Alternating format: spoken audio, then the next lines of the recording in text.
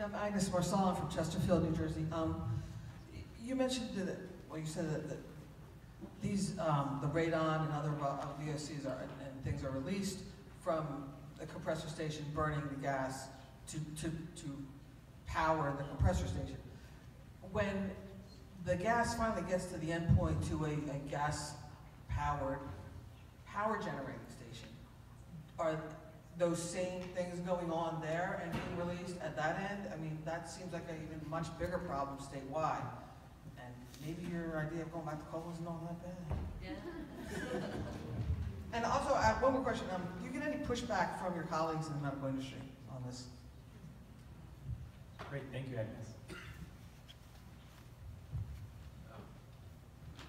Real quick, I remembered your second question. Don't we know enough about this already? Everybody has their own feeling about it. Some people don't want, like I said, some people hear the story in the beginning and said, I know enough, I'm not interested in that facility in my community. Okay, so power plants, yes. If you look at things like formaldehyde, you know, if we're talking about hundreds and hundreds of pounds from a compressor station, even more from a power plant.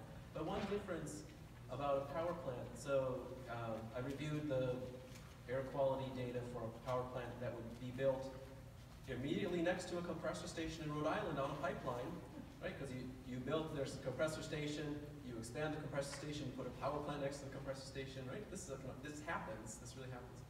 So for one thing, the smokestack from a power plant is much taller than the smokestack from a compressor station. What that means then is that pollution doesn't spread out as much before it gets to the people. So the health effect may be the same or worse. And the other thing is, in the case of this power plant I looked at, you know, they were planning or are planning to use a catalyst which wouldn't reduce 50% of the formaldehyde, it would reduce 90% of it.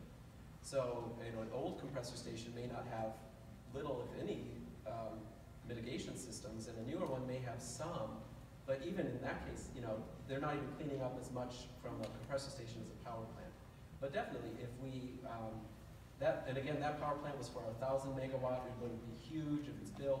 If you added up the tons of pollution a year, it's on the order of 700 or 800 tons of air pollution a year coming from a gas-fired power plant. So it's not trivial. And expanding our use of gas has consequences. And I just want to say, you know, from the well, pipelines, compressor stations, power plants, natural gas is a dirty fossil fuel every single step of the way. It's not a rural issue only, it's not a suburban issue only, it's not an urban issue only. It impacts everyone around the region.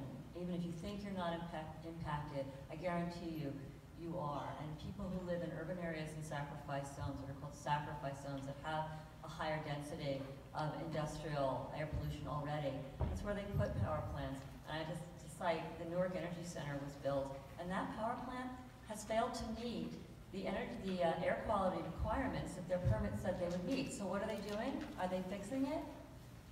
Their first choice is to have the DEP, New Jersey DEP, Department of Environmental Protection, change the permit so they don't have to meet the new requirements. That's what's happening at the Newark Energy Center, which is the power plant. So in answer to your question, Agnes, yeah, it's a bad idea. But no, coal is not the answer. Increased energy efficiency. The cleanest energy, the cheapest energy is the energy we don't use. That is key, and clean, locally grown energy like wind and solar.